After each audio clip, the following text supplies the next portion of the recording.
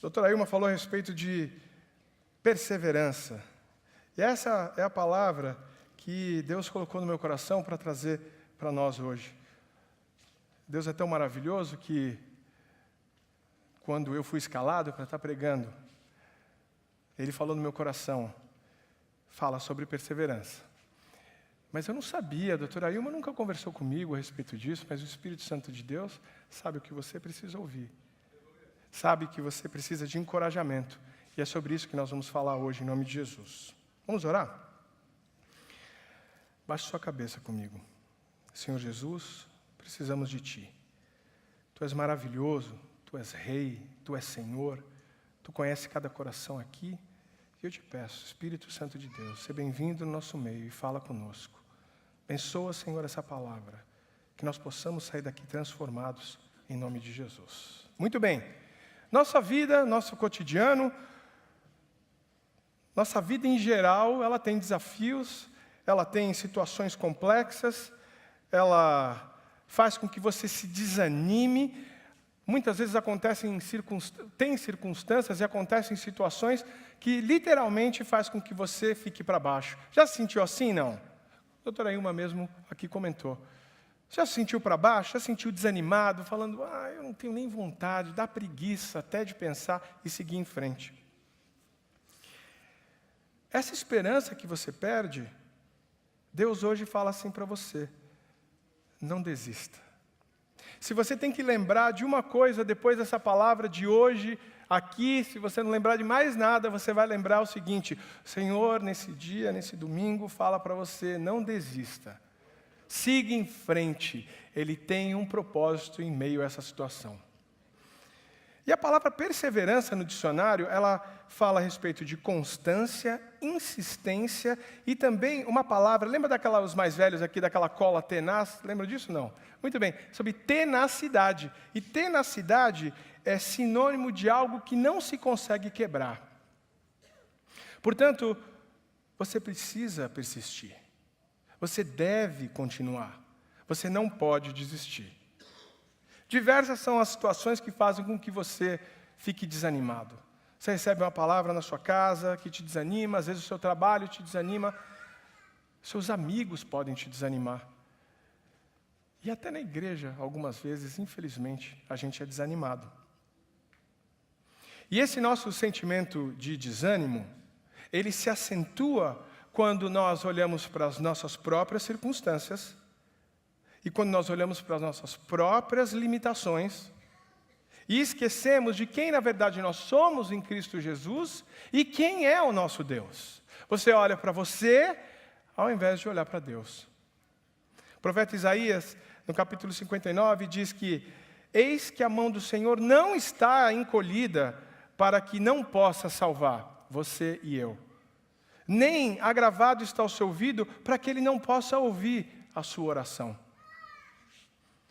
Eu e você, nós nos esquecemos muitas vezes, por causa das circunstâncias que nós estamos inseridos, de quem é o Senhor e quem nós somos. Esquecemos de que nós somos escolhidos, justificados, reconciliados, santos e amados. Nós esquecemos quem é a nossa identidade em Cristo Jesus. Nós olhamos apenas as nossas limitações. O versículo que é muito conhecido de todos em Jeremias 29, que diz que bem sei os planos que tenho para você, a seu respeito, diz o Senhor, pensamentos de paz e mal, para no final ter o fim que você espera. É uma verdade que eu e você esquecemos quando olhamos para as circunstâncias e para as limitações. Então, nós que estamos em Cristo Jesus, antes de eu começar a palavra, ainda que tudo ao contrário diga, tudo ao seu redor diga ao contrário, você pode ter certeza que nada pode te separar do amor de Jesus. Nada pode te separar do amor de Deus. Ele tem um plano para você. Ele sabe o que Ele está fazendo com a sua vida, ainda que você não enxergue. Deus é por você e por mim. Você não pode esquecer que Deus, nesse momento, tem um plano e está trabalhando na sua vida. Nesse momento, o seu nome está dito e sendo falado em algum lugar. Nesse momento que você acha que tudo está perdido, o Senhor está preparando algo para você. Mas você precisa se alimentar disso. em nome de Jesus. Ainda que os desafios da vida digam ao contrário, enche o teu coração de esperança. Amém? E para isso, eu quero falar de uma passagem que está em 1 Samuel, capítulo 17. Muito conhecida de todos. Uma palavra que eu escutei na primeira vez que eu fui numa célula sobre Davi e Golias. Jamais eu imaginava que hoje eu estaria aqui, na frente de uma igreja, pregando a palavra do Senhor. Leia comigo então. Capítulo 17, versículo 1. Os filisteus juntaram suas forças para a guerra. Olha só, eu falei para vocês, olha, o que eu preciso fazer, olha. Os filisteus juntaram suas forças para a guerra, se reuniram em Socó de Judá e acamparam em Efés-Damim, entre Socó e Azeca. Saul e os israelitas reuniram-se e acamparam no vale de Elá, posicionando-se em linha de batalha para enfrentar os filisteus. Os filisteus ocuparam uma colina e os israelitas outras, no meio, um grande vale entre eles. Um guerreiro chamado Golias, que era de Gate, veio do acampamento filisteu. Tinha 2,90 metros de altura. Ele usava um capacete de bronze, vestia uma couraça de escamas de bronze, que pesava 60 quilos.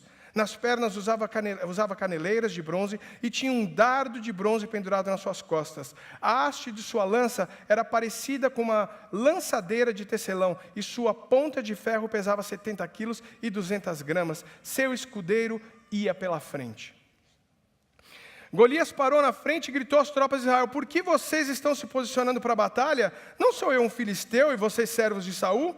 Escolham um homem para lutar comigo. Se ele puder lutar e vencer-me, nós seremos seus escravos. Todavia, se eu vencer e o puser fora de combate, vocês serão nossos escravos e nos servirão. E acrescentou: eu desafio hoje as tropas de Israel, mande-me um homem para lutar comigo sozinho. Ao ouvirem as palavras do filisteu, Saul e todos os israelitas ficaram atônitos e apavorados. Já se sentiu assim? Davi era filho de Jessé, o efrateu de Belém de Judá. Jessé tinha 8 filhos, já era idoso da época de Saul. Os 3 filhos mais velhos de Jessé já tinham ido para a guerra com Saul. Eliabe, o mais velho, Abinadab, o segundo, e Semá, o terceiro. Davi era o caçula. Os 3 mais velhos seguiam Saul. Mas Davi ia ao acampamento de Saul e voltava para apacentar as ovelhas do seu pai de Belém. Durante 40 dias, quantos dias? Durante 40 dias o filisteu aproximou-se de manhã e de tarde e tomou posição. Nessa ocasião, Jessé disse ao filho de Davi: pegue uma arroba de grãos tostados e 10 pães, leve-o depressa aos seus irmãos no acampamento. Leve também esses 10 queijos ao comandante da unidade deles. Veja como estão seus irmãos e traga-me alguma garantia de que eles estão bem. Eles estão com Saul e com todos os homens de Israel no vale de Elá, lutando contra os filisteus. Levantando-se de madrugada, Davi deixou o rebanho com outro pastor, pegou a carga e partiu, conforme Jessé lhe havia ordenado. Chegou ao acampamento na hora em que o grito de batalha, o exército estava saindo para suas posições de combate. Israel e os filisteus estavam em posicionamento em linha de batalha frente a frente. Pega a cena aí. Davi deixou o que havia trazido com o responsável pelos suprimentos e correu para a linha de batalha para saber informação a respeito dos seus irmãos. Enquanto conversava com eles, Golias, o guerreiro filisteu de Gate, avançou e lançou um desafio habitual. Lembra os 40 dias? Então ele foi lá de novo para falar isso. E Davi ouviu. Quando os israelitas viram o homem, todos ficaram cheios de medo. Os israelitas diziam entre si: vocês viram aquele homem? Ele veio desafiar Israel. O rei das grandes riquezas, o rei dará grandes riquezas a quem vencer. Também lhe dará sua filha em casamento e isentará de impostos em Israel a família do seu pai. Davi perguntou aos soldados que estavam ao seu lado: o que receberá o homem que matar esse filisteu e salvar a honra de Israel? Quem é esse filisteu incircunciso para desafiar os exércitos do Deus vivo? Gostaram do jeito que Davi falou? Quem é esse incircunciso que está desafiando o exército de Israel? Perceba o coração de Davi. Repetiram a Davi o que havia comentado e lhe disseram: é isso que receberá o homem que matá-lo. Quando Eliabe, o irmão mais velho, ouviu Davi falando com os soldados, ficou muito irritado com ele e perguntou: por que você veio até aqui? Com quem deixou aquelas poucas ovelhas no deserto? Sei que você é presunçoso e que o seu coração é mau. Você veio só para ver a batalha. Tomou uma pedrada aqui, né? Do irmão. E disse Davi: o que eu fiz agora? Será que eu não posso nem mesmo conversar? Ele então se virou para o outro e perguntou a mesma coisa, e os homens responderam como antes. As palavras de Davi chegaram aos ouvidos de Saul, que mandou chamar. Davi disse a Saul: ninguém deve ficar com o coração abatido por causa do filisteu. Teu servo irá e lutará com ele. Respondeu Saul: você não tem condições de lutar com esse filisteu. Você é apenas um rapaz, e ele é um guerreiro desde a mocidade. Davi, entretanto, disse a Saul: teu servo toma conta das ovelhas de seu pai. Quando aparece um leão ou um urso, leva a ovelha do rebanho. Eu vou atrás dele, dou-lhe golpes e livro a ovelha da sua boca. Quando se vira contra mim, eu o pego pela juba e lhe dou golpes até matá-lo. Teu servo pode matar um leão e um urso. Esse filisteu incircunciso, gostou de novo do coração dele? Esse filisteu incircunciso, ou seja, que não crê no Senhor, que está nos desafiando, será como um deles, pois desafiou os exércitos dos deuses vivos. O Senhor que me livrou das garras do leão, das garras do urso, me livrará das mãos desse filisteu. Estou acabando.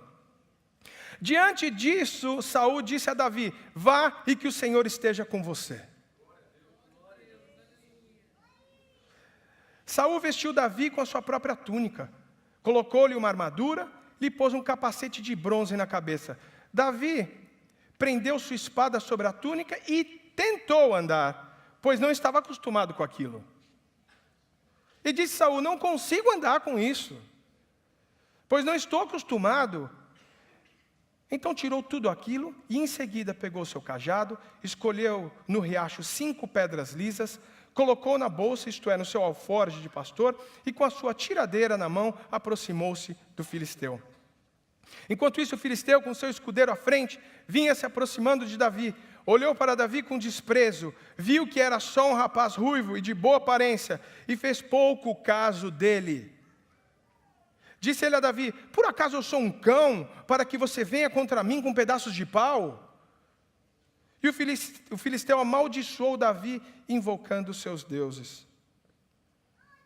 E disse: vem aqui, darei a sua carne às aves do céu e aos animais do campo. Ponto. Vamos parar aqui um minutinho. É importante que a gente contextualize para que a lição que Deus quer dar para mim e para você hoje fique mais rica, a gente entendendo esse texto. Eu tenho 4 pontos rapidinhos que eu vou tentar passar com vocês. Segura aí. Primeira coisa que acontece é que os filisteus se levantam para a guerra. Mas não só eles tinham uma guerra, como também eles tinham um grande problema. O problema se chamava Golias. E esse problema tinha 2,90 metros de altura. E o tanto de arma que ele carregava era tão grande que era quase do peso de uma das pessoas que estava para lutar com ele. Eu não sei se você já se deparou com isso, mas às vezes você e eu temos problemas na nossa frente que só de olhar para ele é tão assustador que você fica paralisado de medo. Já teve isso assim? Essa é a situação que eles estão se deparando. O segundo ponto: Golias ameaça Israel por 40 dias. Pega a cena aí. Eles iam ser escravos, eles seriam mortos, suas famílias seriam tomadas, suas mulheres seriam levadas embora, suas crianças.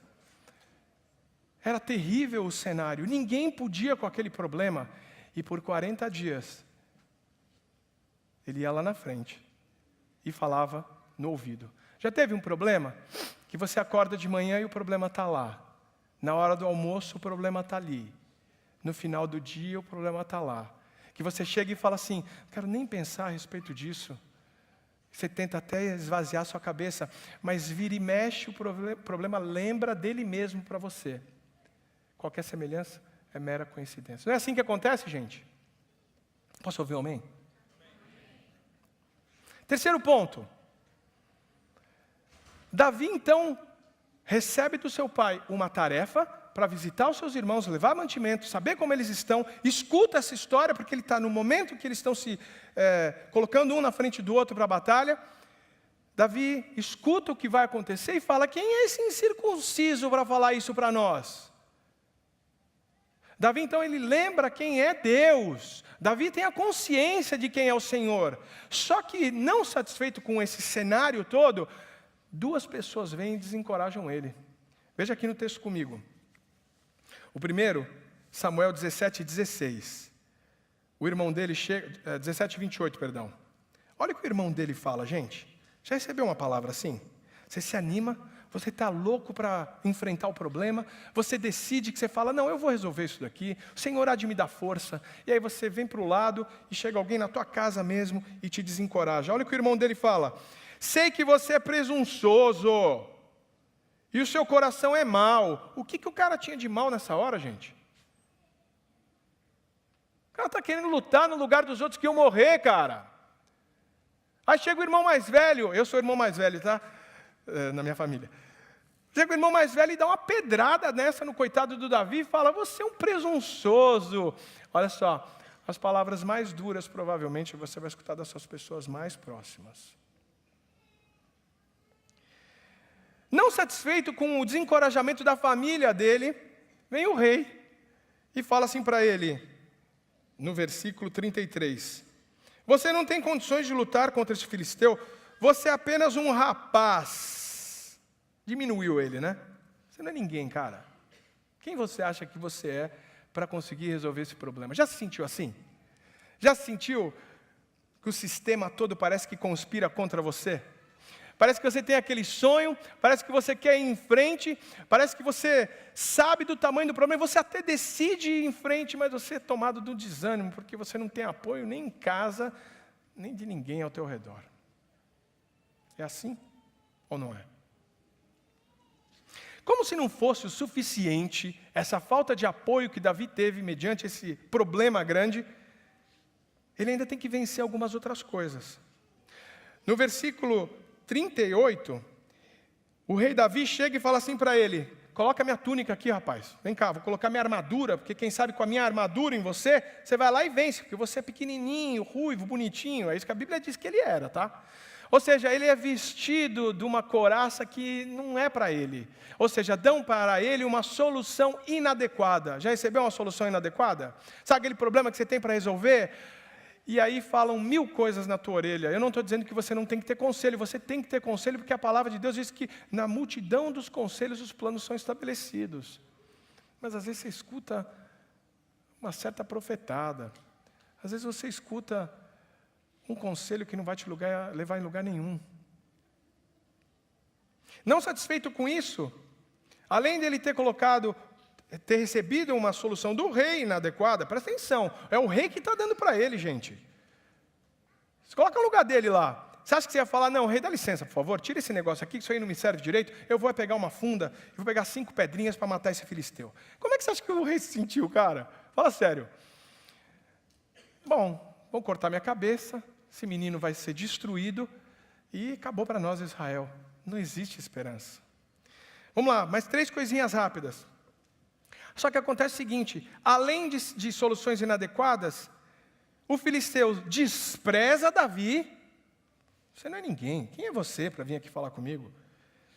Amaldiçoa Davi, porque aqui a Bíblia diz que pelos deuses dele ele amaldiçoa. Eu não sei se alguém já falou mal de você aqui, amaldiçoou você também, no nome de outros deuses, mas se fôssemos nós já íamos amarrar, dar 50 nós, aquelas coisas, não é isso? Não. E ainda, no final, o filisteu olha para Davi e fala assim: tá bom, cara, pois agora você vai lutar comigo. Já imaginou a cena? Sabe que então quando no teu problema aí, que é grande, que é difícil, que é assustador, que te paralisa, que te deixa com medo, apavorado, Você fala, não, mas vai dar um jeitinho, nós vamos conseguir. Aí chega na hora que você tem que realmente resolver. É isso que aconteceu aqui com Davi. Tudo bem? Contextualizei direito aqui? Agora vamos para a lição. Volta comigo lá para o texto então, por favor. Provavelmente, qualquer um de nós aqui já teria desistido, tá? Ou você teria desistido, ou você é mentiroso, porque eu duvido muito que qualquer um de nós aqui teria tido essa gana de seguir em frente dentro desse contexto. Só que isso não aconteceu só com Davi. Isso acontece com você e comigo todos os dias. Todos os dias, esse mesmo cenário é colocado diante de nós. Davi, porém, sabe o que significa porém, gente? A despeito de tudo isso, ainda que o cenário seja esse, ainda que as circunstâncias sejam tenebrosas, ainda que pareça que eu vou sucumbir, porém, olha o que Davi faz.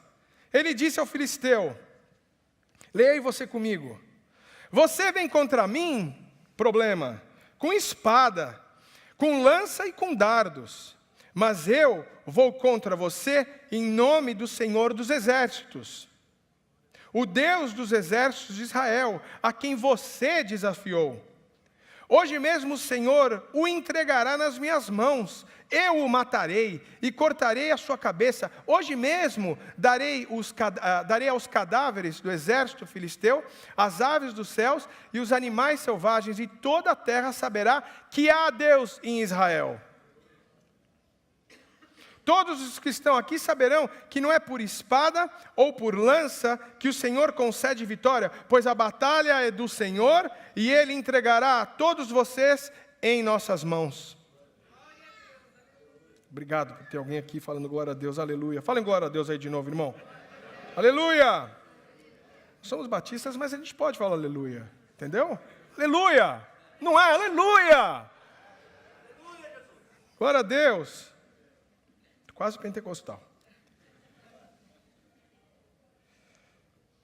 Mesmo que eu não seja pentecostal, o Espírito de Deus tem que te incomodar. Para que você siga em frente, para que você persevere, para que você saiba quem é Deus. É isso que Ele quer te falar hoje. Aí a segunda coisa acontece o seguinte, quando o filisteu começou a vir na direção de Davi, este correu para a linha de batalha para enfrentá-lo. Tirando uma pedra de seu alforje, arremessou-a com a tiradeira e atingiu o filisteu na testa, de tal modo que ela ficou encravada. E ele caiu, dando com o rosto no chão. Assim Davi venceu o filisteu, com uma tiradeira e uma pedra. Sem espada na mão, derrubou o filisteu e o matou. Davi correu, pôs os pés sobre ele, e desembainhando a espada do filisteu, acabou de matá-lo, cortando-lhe a cabeça com ela. Aleluia! Não é fantástico? Muito bem. Então eu vou acabar, tenho mais um pouquinho antes de concluir, eu tenho só 2 pontos para falar para vocês, que vão fazer toda a diferença, para você e para mim. Quais são as 2 coisas dentro de todo o contexto que eu contei para vocês que Davi fez para conseguir vencer essa batalha? A primeira coisa que ele fez foi, ele confiou no Senhor. A despeito da circunstância, a despeito do que estava ao redor dele, ele encheu o coração dele de confiança e ele se alimentou daquilo que dá esperança para ele. Ele não deixou o que ele estava vendo ou abater. Ele ficou firme nas promessas que Deus tinha para ele. Ele sabia que ele era um servo do Senhor de Israel. E que Israel não ia ser abatido. Com esse mesmo sentimento você tem que estar hoje. É esse sentimento que o Senhor quer colocar no teu coração hoje. Que Ele é Deus e que Ele cuida de você. Provérbios capítulo 3, 5 e 6 diz assim, confia no Senhor de todo o teu coração e não te estribes no teu próprio entendimento. O seu entendimento muitas vezes é falho. Você vê com uma lente distorcida, o Senhor sabe o que Ele está fazendo com você. Reconhece o Senhor em todos os teus caminhos e Ele endireitará as tuas veredas. Salmo 18 diz assim: o Senhor é a minha rocha, a minha fortaleza, o meu libertador, o meu Deus, o meu rochedo em quem eu me refugio. Ele é o meu escudo e o poder que me salva, a minha torre alta. Tu és o meu refúgio, a minha fortaleza, em quem eu confio. Muitas são as dores do ímpio, mas a bondade do Senhor protege quem nele confia. Salmo 32. E o profeta Naum ainda fala o seguinte: o Senhor é bom. O Senhor é bom. Diga comigo, o Senhor é bom. Um refúgio em tempo de angústia. Ele protege os que nele confiam. Ele protege os que nele confiam. Que diremos, pois, diante dessas coisas? Paulo escreve: se Deus é por nós, diga aí comigo, quem será contra nós? Mas se você não encheu o seu coração desse sentimento, você já está derrotado. Foi assim que Davi fez, o primeiro ponto. E o segundo ponto que ele fez, ele foi para a batalha. Ele não fugiu. A Bíblia diz aqui, quando o filisteu começou a vir na direção de Davi, ele não recuou. Este correu para a linha de batalha para enfrentá-lo. Não fuja do problema. Ainda que você se sinta incapaz, o Senhor te capacita. Ainda que você se sinta inadequado, o Senhor te dá as ferramentas. Ainda que você se sinta desencorajado, o Senhor é que te encoraja, porque a tua confiança está nele. E aí eu achei um provérbio muito interessante para dividir com você, que é Provérbios 16, 20, que diz assim: quem examina cada questão com cuidado, prospera. E feliz é aquele que confia no Senhor.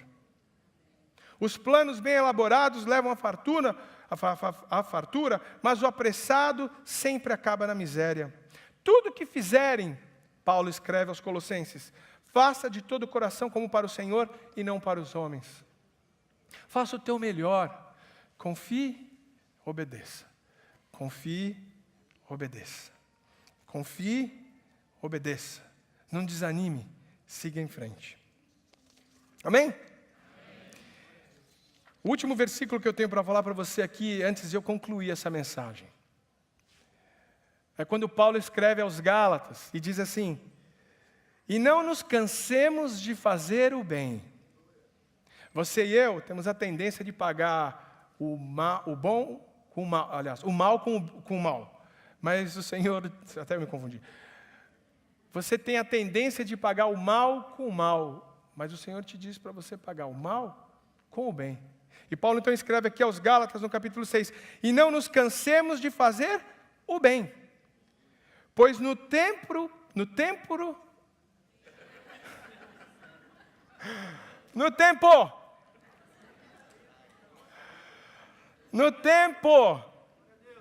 aleluia, no tempo próprio, é porque tem o próprio aqui junto, tá vendo, gente? Me confunde esse negócio aqui. No tempo próprio, colheremos.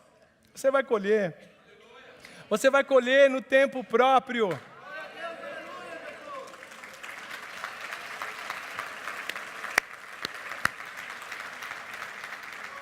Se, diz a palavra, se não desanimarmos. Se não desanimarmos. Muito bem. Aleluia. Qual é a lição então?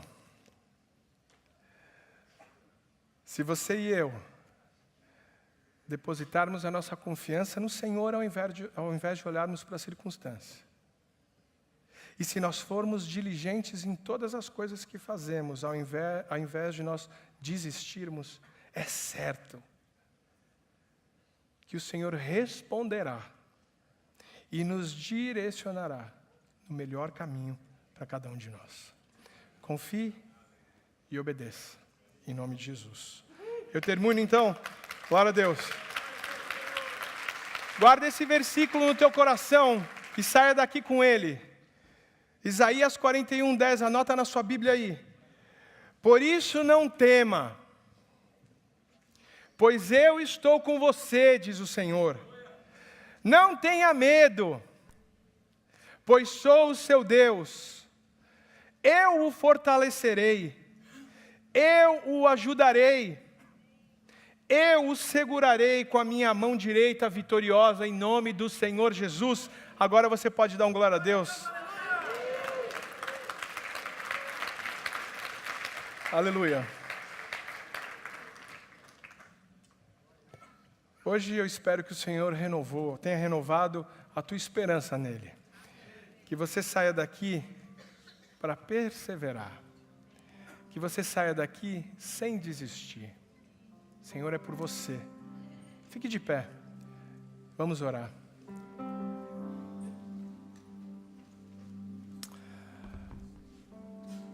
Ore comigo. Coloque o seu Golias diante do Senhor. Cada um de nós aqui tem vários Golias. Poucos têm um Golias só. Senhor Jesus, eis aqui o teu povo. Senhor, tu sabes as dificuldades, os problemas, as necessidades, os desafios. Tu sabes também das nossas preocupações, nossos medos que nos paralisam, Senhor, e nesse dia nós declaramos que confiamos no Senhor de todo o nosso coração e não nos estribamos no nosso próprio entendimento. Reconhecemos o Senhor em todos os caminhos e confiamos que o Senhor há de endireitar as nossas veredas. Senhor, que o Senhor abençoe esse povo aqui. Que o Senhor abençoe cada um de nós. Que o Senhor nos dê as estratégias. Nos anima, Senhor. Anima o teu povo, eu te peço. Que o Senhor te abençoe e te guarde. Que o Senhor faça resplandecer o seu rosto sobre ti e tenha misericórdia de ti. Que o Senhor se volte para ti e te dê paz. Que você adore o Senhor com esse louvor. Que você tenha uma semana abençoada, sem desistir, em nome de Jesus. Aleluia.